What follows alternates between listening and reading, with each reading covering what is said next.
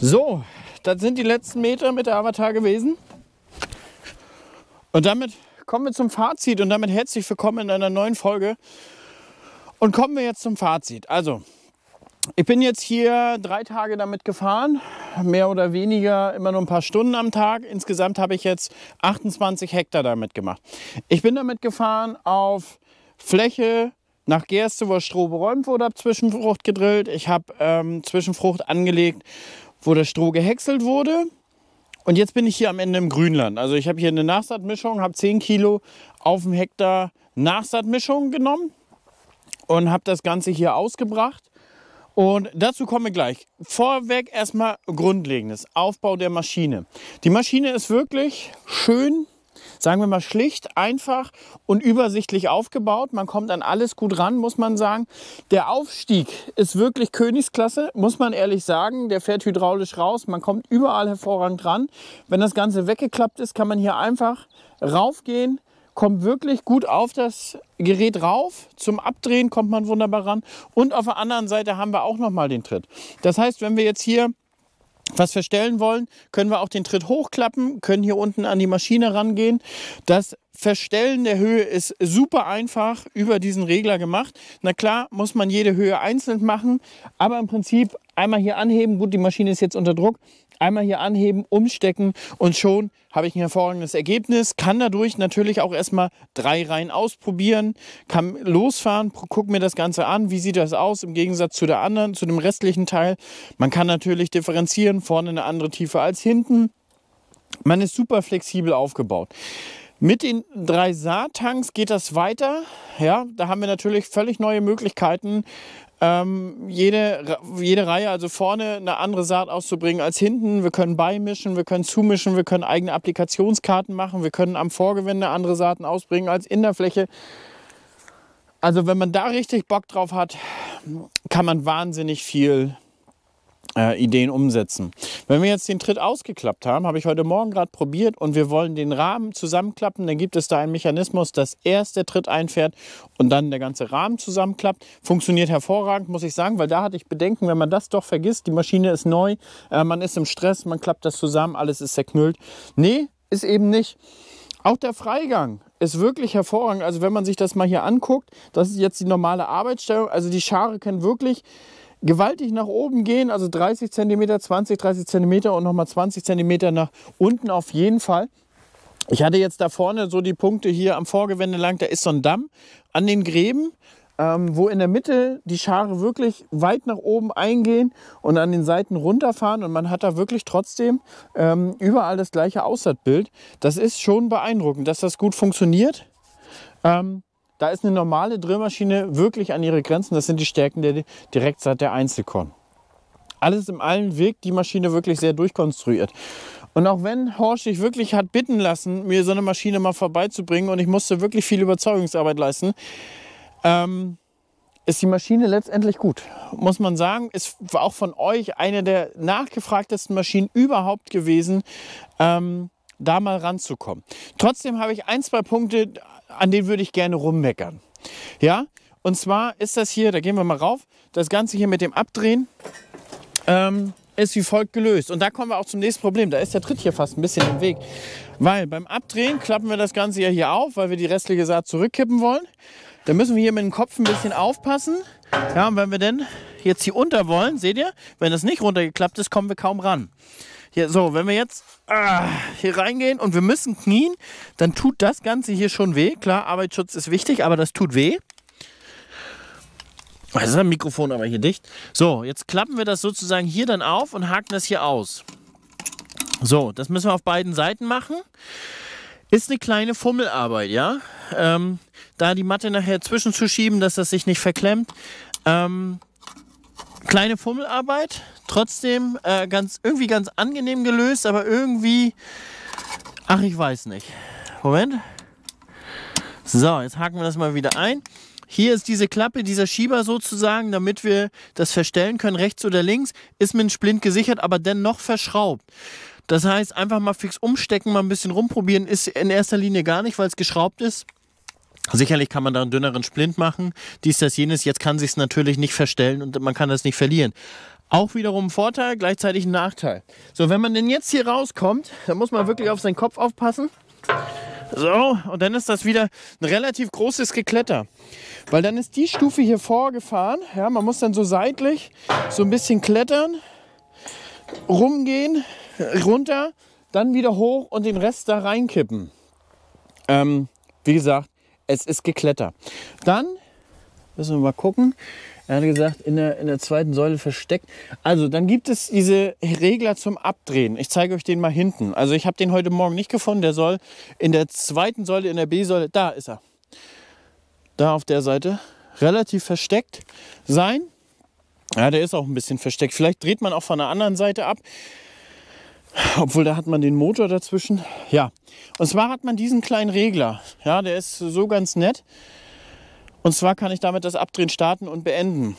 Aber wenn ich jetzt zum Beispiel den Sack da unter mache, dann muss ich trotzdem in der Kabine erstmal gehen, vordrehen, ja, und dann das Abdrehen aktivieren. Dann gehe ich da hoch, kipp den aus, komme wieder runter, hänge den wieder unter und drücke dann auf An und Aus. Auf Nachfrage hin hat mir Horsch gesagt, es gibt das Ganze mit einem Horsch Connect System. Man kann das dann auch via App einfach abdrehen. Macht sich vielleicht ein bisschen besser, wenn man 3 Dosierer abdrehen muss. Ist vielleicht ein bisschen Zeitersparnis und dann ist das wirklich eine großgekletterte Sache. Eine großgekletterte Sache? Da muss man nicht viel rumklettern. So, Hannes. So rum ist richtig. So, Saatgutüberwachung haben wir natürlich drin. Und das Schöne ist, muss man auch sagen, bei Horsch, die haben nochmal einen schönen Regler da. Das heißt, in dem Moment, wo der Saattank komplett leer ist, kriegt man auch nochmal eine Meldung, hey, jetzt ist der Saattank komplett leer. Das heißt, man kann den wirklich aufs letzte Gramm leer fahren. Das hat auch schon meine Tiger, das funktioniert hervorragend. Den hältst du an, dosierst nach oder füllst neu auf, weiter geht's. Wenn wir natürlich Getreide haben und ihr kennt es natürlich, eine Sorte neigt sich dem Ende entgegen. Man hat da noch einen halben Big Bag und dann die neue Sorte, hat man natürlich auch die Möglichkeit hier ein Big Bag, alte Sorte abdrehen oder abgedreht lassen, neue Sorte schon rein und man kann das dann trotzdem leer fahren. Man muss da nicht mischen, man hat die komplette Abdrehung. Funktioniert gut. Also für mich persönlich, die Ausstattung, die die Maschine jetzt hat, ist schon hervorragend und gerade auch das Autoforce, dieses automatische Anpassen vom Druck, funktioniert auch gut. Kann ich jetzt nicht so viel meckern. Also alles in allem finde ich gar nicht so viel zum Meckern zu der Maschine. Womit sie wirklich besticht, ist einfach die Zugänglichkeit, vorne, hinten, der Tritt. Das hat man überall. Das vermisse ich manchmal bei anderen Herstellern, dass man vernünftig dazwischen kommt und vernünftig arbeiten kann. Ja, ich meine, die vordere Reihe von der Höhe feststellen. Irgendwo muss man ein bisschen klettern, ganz klar. Oben der Tank mit einem richtigen Deckel, das gucken wir uns nochmal. Moment, wir klappen einmal aus. Was ich jetzt so ein bisschen vermisse, ist eine einseitige Klappung. Auf Nachfrage hin hat Horsch gesagt, das bauen sie jetzt in Zukunft in die nächsten Generationen rein. Das ist auf dem Zettel. Wir haben nämlich folgende Problematik. Beide klappen ja parallel, beide Seiten. Das heißt, man kann nicht zwingend beeinflussen, welcher einklappt. Und wenn wir jetzt befüllen, auch mit einem Teleskoplader, müssen wir von der Seite ran, weil der Tank, das Gerät ist schon sehr groß. Das heißt letztendlich, wir müssten eigentlich diese Seite ranklappen, damit wir hier hochgehen können und von da aus befüllen. Wenn da jemand Schweres drauf sitzt und man klappt, funktioniert das schon. Oder man muss ein bisschen am Hang stehen. Optimaler wäre natürlich, wenn man sagen kann, diese Seite bleibt unten, diese darf klappen. Und was aber wirklich schön ist, der Tritt klappt von alleine. Das heißt, ich kann den automatisch ein- und ausklappen, händisch. Aber wenn ich die Maschine zusammenklappe, klappt er automatisch wieder ran. Und hier muss ich sagen, ist das fast der wertigste Aspekt überhaupt, den ich bis jetzt bei einer Drillmaschine gesehen habe. Die Verriegelung. Ja. Man muss auch ein bisschen richtig hochklappen. Das heißt, man kann das Ganze richtig dicht machen. Ich glaube, die steht auch wahrscheinlich ein bisschen unter Druck, wenn die Seeräder an sind. Wir haben dadurch den Vorteil, dass wir haben wir wirklich schön große Tanks, das haben wir schon besprochen, 5000 Liter. Aber B, wir können hier oben auch noch ein bisschen Saat mitführen. So habe ich, du kannst hier ein bisschen was drin packen. Du kannst die Säcke, die ich da jetzt mitgepackt habe, könnten wir auch hier unterlegen. Hat man noch ein bisschen Stauraum, wenn man sich nicht ganz sicher ist, wie weit kommt man. Kann man schön reinpacken. Und neben einem Staufach hier vorne drinne, wie eine Art Kofferraum, haben wir natürlich hier oben noch Staufach. Hier ist jetzt ein Vorführer, das heißt, hier sind alle möglichen Varianten von Seewellen gerade bei. Also wirklich kartonweise. Wenn du natürlich unterwegs bist, nimmst du das vielleicht mit, was du brauchst. Ja, also wie gesagt, hier sind natürlich für jeden Dosierer alle möglichen Seewellen und in sämtlichen Varianten dabei. Das heißt, wir haben 3 Dosierer. Wir könnten theoretisch für jeden Dosierer immer die gleiche Welle haben. Das heißt, wir müssten, ja, wenn es glaube ich 5 Seerollen gibt, kannst du bis auf 15 Seerollen, die man dann haben kann oder so hoch. Aber da gibt es nichts zu meckern. Also dieses Dosiersystem funktioniert ganz gut von Horsch. Wir haben jetzt hier, das heißt, ich hatte für 8 Hektar Saatgut drin und ich habe exakt für 8 Hektar auch Saatgut verbraucht. Das heißt, auf dem Hektarzähler stand 8 Hektar. Ja, gerade überlegt, ob ich das versprochen habe. Und genau zu dem Punkt war es alle. Aber das muss ich sagen, das kenne ich eigentlich auch von meiner Tigerdrill. Das haut sehr, sehr gut hin, die Dosierung. Hier zwischen kann man noch nachträglich ein bisschen aufballastieren, wenn man wollte. Meinten die Jungs von Horsch zu mir. Als Staufach eignet sich das aber auch schon mal hervorragend, um nochmal vielleicht 2 Säcke mitzunehmen. Wie gesagt, ich hatte heute Morgen für 8 Hektar erstmal reingemacht. Egal wie ich vorankomme, habe ich gedacht, nimmst du das nochmal mit. Vielleicht hast du noch ein bisschen mehr Zeit. Gucken wir uns die Arbeitsqualität an. Wir haben die schon im Getreide geguckt. Man muss aber ein bisschen die Feldaufgänge abwarten. Gerade mit Stroh drauf sah es schon ein bisschen nach Hairpinning aus. Manchmal neigt man aber dazu, persönlich zu sagen, das ist schlimm. Also ja, man hat da Hairpinning gesehen. Und ich weiß nicht, wie ich das jetzt einschätzen soll. Deswegen warten wir jetzt einfach den Feldaufgang ab und gucken uns das an. Was wir aber hier sehen im Gras, muss man sagen, ist das teilweise sehr, sehr beeindruckend. Und zwar haben wir hier eine Stelle, wo ich die Maschine schon ausgehoben habe. Ja, ich bin noch ein bisschen zu Ende gefahren hier. Haben wir hier eine Stelle, ja, wenn man sieht, wir haben hier wirklich einen Schlitz. Und ich habe das schon im anderen Video gezeigt via Fotos. Wenn man jetzt hier nachguckt, Moment. So, das heißt, wenn wir jetzt uns die Mühe machen, da ein bisschen aufklappen, ich weiß nicht, ob man es sieht, genau da vor meinem Finger liegt die Saat. Also die liegt wirklich einen halben Zentimeter tief, wenn auch manchmal marginal oben drauf. Aber die Ablage für eine Nachsaat ist schon sehr zufriedenstellend. Dafür, dass ich gedacht habe, das ist die schwierigste Variante hier, war es gefühlt für diese Maschine die einfachste Variante. So, genau, also so viel dazu. Die Maschine kann überzeugen, das Hairpinning ist abzuwarten, weil letztendlich ist das natürlich ein interessanter Punkt. Bei Stroh an der Oberfläche, wie gut legt sie ab? Ja, nach geräumtem Acker ist das Heimspiel, also es ist sehr, sehr einfach für so eine Maschine da abzulegen. Grünland ist sicherlich noch ein bisschen speziell, Moorgrünland sowieso ein bisschen speziell. Aber alles in allem hat sie doch schon überzeugt, muss ich sagen. Ich bin ein bisschen positiv angetan. Ich schließe sie nicht aus für nächstes Jahr. Für eine Maschine für mich, definitiv nicht. So, damit wir das Ganze noch besser beurteilen, gucken wir uns jetzt mal die Feldaufgänge an. So, da sind wir wieder. Hier ungefähr 4 Wochen sind vergangen, seitdem wir hier mit der Avatar gefahren sind. Und dann gucken wir uns das Ganze mal an, wie sich das alles hier entwickelt hat. Nicht wundern, dass ich die Kamera so komisch halte. Ich hatte heute Morgen einen kleinen Malheur und bin mir über meinen Rucksack gefahren und habe mir hier die Halterung für die GoPro und alles abgebrochen. Jetzt gehen wir mal hier so ein bisschen in den Bestand rein. Und was man sagen muss, das ist einfach ein allgemeines Problem. Was wir haben, ist hier das Strohschwatt, wo wirklich sich die Körner des Ausfallgetreide konzentriert. Hier ist aber entscheidend zu gucken, wie hat sich das denn entwickelt und wie sehen die Pflanzen aus. Und man sieht, Pflanzen sind da. Also die Saatgutablage ist da. Da haben wir den Klee. Also das ist auch vorhanden in den Saatreihen, aber sehr spärlich entwickelt. Natürlich, weil sich natürlich die Nährstoffe mit der Gerste teilen müssen. Ne? Also es ist hier entwickelt, aber es ist auch nicht richtig krass vorhanden, das Saatgut. Also eine Ablage ist da, im Gegensatz zu Tigerdrill und was nicht alles. Aber sie ist nicht perfekt. Wenn wir jetzt hier in diesen Bereich reingucken, dann sieht das ganz gut aus. Hier haben wir aber auch wirklich einen Bereich mit sehr viel Ausfallgetreide, muss man ehrlich sagen. Da weiß man auch nicht, hier war auch nachher der Bereich, waren nachher schon einige Köpfe abgebrochen. Hier war dann Regen dazwischen und dann waren da schon ein paar Köpfe abgebrochen. Letztendlich fängt jetzt an, die sich ganz gut zu entwickeln. Man muss jetzt sagen, ich bin ja hier rotes Gebiet, also ich dürfte die Zwischenfrucht jetzt nicht mehr weiter düngen. Ja, ich darf sie nur aussehen und dabei hat sich's dann. Und Da muss man gucken, wie sich das entwickelt. Zu leguminosenlastig will ich es jetzt nicht machen, weil ich ja nun auch die Erbse in meine Fruchtfolge aufnehme. Aber jetzt weichen wir etwas ackerbaulich ab. Es geht ja um die Avatar. Also im beräumten Stroh, muss man sagen, sieht die Arbeit solide aus. Ja?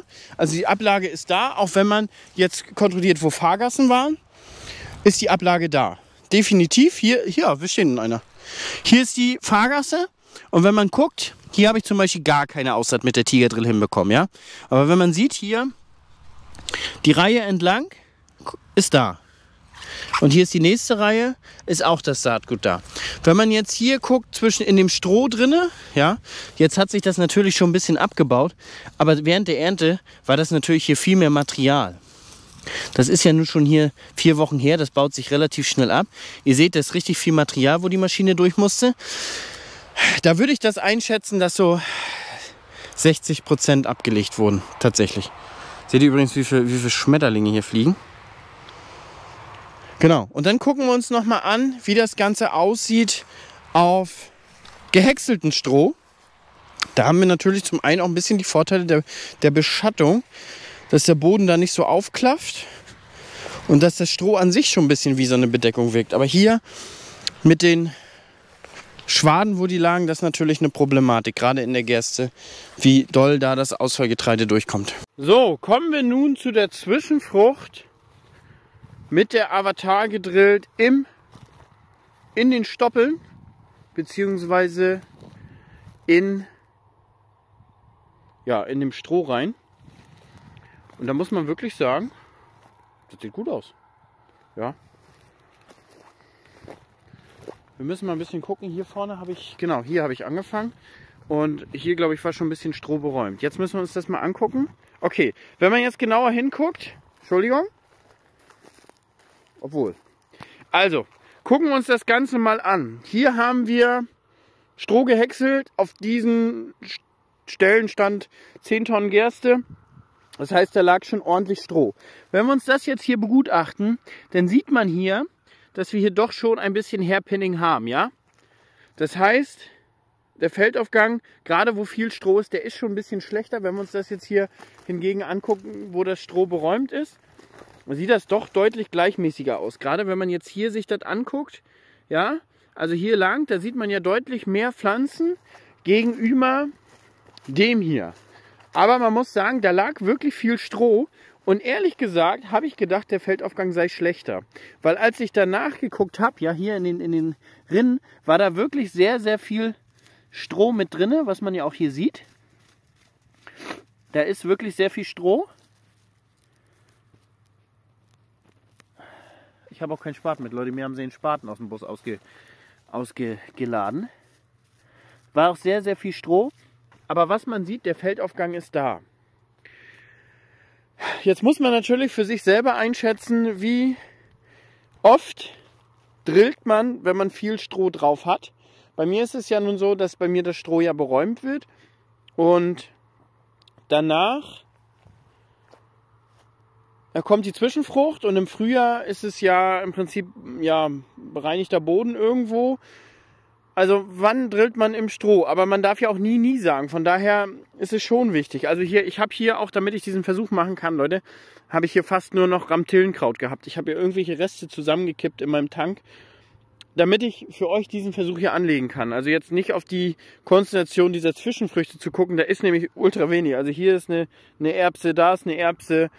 Und das Unkraut und das meiste, was man ja hier wirklich sieht, ist Ramtillenkraut. Hier haben wir eine Wicke, da haben wir einen Rettich, nochmal eine Erbse. Die Sonnenblumen sind von vor 2 Jahren, die kommen jetzt hier langsam durch. Verrückt, oder? Eine Sonnenblume hält sich auch sehr, sehr lange in den Boden. Aber es ist da. Was natürlich ja, eher problematisch ist, ist die ganze Gerste, die hier durchkommt. Das ist aber ein anderes Thema. Ja, aber wenn man auch gerade hier sieht jetzt, hier war wirklich wieder viel Stroh, aber zusätzlich auch noch eine Fahrgasse. Darf man nicht vergessen, Leute. Hier, wo wir reingucken, ist eine Fahrgasse. Da und da. Das muss man eigentlich auch mit berücksichtigen, weil wenn man jetzt hier guckt, sieht der Feldaufgang ja deutlich besser aus hier zwischen der Fahrgasse. Und hier ist ja die Fahrgasse. Ja, das muss man vielleicht auch wirklich jetzt auch beachten, dass man sagt, ja klar, wir haben jetzt hier nicht so einen guten Feldaufgang, aber hier ist eine Fahrgasse. Gut, die Stelle habe ich vielleicht nicht perfekt ausgesucht, aber die war nun mal, ich hatte ja hier nur so von da bis da so einen Streifen reingedroschen. Mit Breithäckseln, mehr hatte ich leider nicht zur Verfügung, um das irgendwie auszutesten. So Leute, und dann kommen wir zum Grünland. Schwierige Sache hier im Grünland überhaupt zu finden, was neu und was alt ist. Das hier ist aber definitiv neu. Das erkennt man sogar hier die Spuren. Und zwar hier war das Vorgewände sehr ausgefahren. Und hier sieht man sogar die Reihe, wo wir hier eingedrillt haben. Ja, also hier war aber schwarzer Boden, wenn man hier guckt. Und wenn wir jetzt hier zwischen gucken, muss man natürlich sehen, wie sich das entwickelt hat und wie schnell das hochgekommen ist. Das ist natürlich sehr, sehr schwer zu finden. Aber wenn wir natürlich auch so viele frische Gräser hier sehen, aber wie ist das zu finden in dieser Grasnarbe? Obwohl, da sieht man, finde ich der Meinung, hier sieht man schon die Reihe. Definitiv. Auch hier sieht man sogar noch den Schlitz. Oder hat sich aber gut entwickelt hier in den letzten 4 Wochen. Krass, krass, krass, krass. Also doch, muss man sagen, ich bin der Meinung, das ist es. Aber ist schwierig zu deuten. Gänzlich muss man sagen, von der Saatgutablage war es hier nahezu perfekt. Ist ja auch ein schöner Grünland hier Bestand. Aber von der Saatgutablage war es nahezu perfekt. Wenn wir jetzt das hier uns mal angucken, das war natürlich weiter mittig. Aber auch hier bin ich der Meinung, hier die Untergräser, hier erkennt man auch die Reihe noch tatsächlich. Wie gut das hochkommt. Guck mal, wenn wir hier noch mal gucken, Leute, hier sieht man es ganz genau. Hier haben wir eine Reihe, hier haben wir eine Reihe, wie es hochkommt. Hier haben wir eine Reihe, hier, man sieht genau jetzt den Abstand. Auch hier sieht man die Reihe, hier sehen wir die Reihe und hier sehen wir die Reihe. Hier sieht man natürlich noch ein bisschen den Boden durchgucken.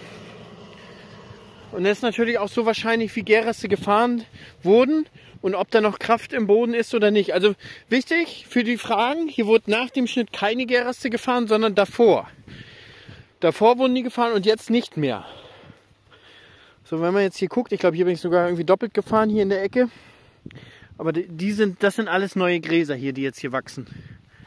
Ja, und ihr seht, der Boden ist halt schwierig.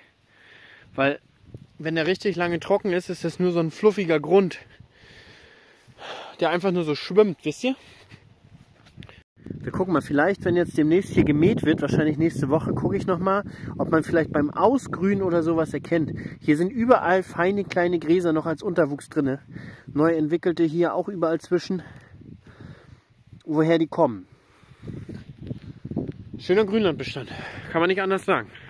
Letztendlich muss man sagen, hat die Avatar eigentlich einen ganz guten Job gemacht. Und das, was mir die Zuschauer zugetragen haben, Hairpinning ist ein Problem bei dieser Maschine. Die versuchen dort, wo es da Probleme gibt, irgendwie den Betrieb ein bisschen drauf anzupassen, mit einem Strohstriegel zu arbeiten oder ähnliches. Im Grünland, als ich diesen Versuch gemacht habe, war der Versuch an sich oder beziehungsweise die Ablage an sich das beste Ergebnis, was ich jemals in einem Grünland bei einer Nachsaat gesehen habe. Also ich habe ja auch sowohl Striegel als auch mit Drillmaschinen gearbeitet, aber das so perfekt dadurch diese Grasnarbe durchgeschnitten wurde und die Saat da wirklich einen halben Zentimeter darunter lag. Das war wirklich hervorragend und auch in den Aufnahmen, die ich ja leider mit meinem Handy gemacht habe, sah das auch wirklich gut aus. Man konnte aber nicht klar unterscheiden, was ist jetzt eine alte Grasnarbe, was ist die neue Grasnarbe, welche Gräser gehören nun ganz klassisch zu der Avatar. Ich war dann auch nochmal nach der Maat da und habe mir das nochmal angeguckt, aber da hat man dann leider gar nichts mehr gesehen, also beziehungsweise das war einfach ein Grünlandbestand, da konnte man das nicht mehr auseinanderhalten, was ich sehr, sehr schade fand. Also das Feedback von euch, die mir geschrieben haben, die eine Avatar haben gesagt, es ist eine sehr, sehr zuverlässige Maschine, sehr einfach zu bedienen, hält lange und sind wirklich sehr, sehr zufrieden, was, glaube ich, ein sehr, sehr gutes Feedback ist. Ich weiß gar nicht, ob es zu dem Zeitpunkt schon gab, aber auf der Agritechnica wurde nochmal die Avatar mit den Räumsternen gezeigt. Und das kann natürlich vielleicht nochmal der entscheidende Unterschied sein, dass man hier bei der Strohablage, wie man zum Beispiel sieht, dann noch eine deutlich bessere Ablage hinbekommt und das ein deutlich besseres Ergebnis sieht. Letztendlich, was man gesehen hat, die Ablage in dem ehemaligen Strohschwatt ist nun mal sehr, sehr schwierig. Aber da habe ich bis jetzt keine Variante gehabt von Drillmaschinen, die damit wirklich richtig, richtig gut umgehen konnte. Denn dort gibt es nun mal Probleme mit sehr, sehr viel Stroh und dann noch mit sehr, sehr viel Ausfallgetreide, was natürlich durch die Rotorverluste durchs Strohschwatt durchfällt und sehr, sehr viel Feinstroh. Also da muss man im Prinzip gucken, wie man es macht, vielleicht mit Striegeln oder so, aber das ist gänzlich da kein größtes Problem. Beziehungsweise ist das Problem haben im Prinzip da alle Maschinen, die ich bis jetzt dort hatte und auch die dort da performen mussten durch diese Strohschwade. Das soll es erstmal gewesen sein. Und vielen, vielen Dank erstmal, dass ihr zugeschaut habt. Und dann sehen wir uns in der nächsten Folge wieder, Leute. Bis dann. Ciao, ciao.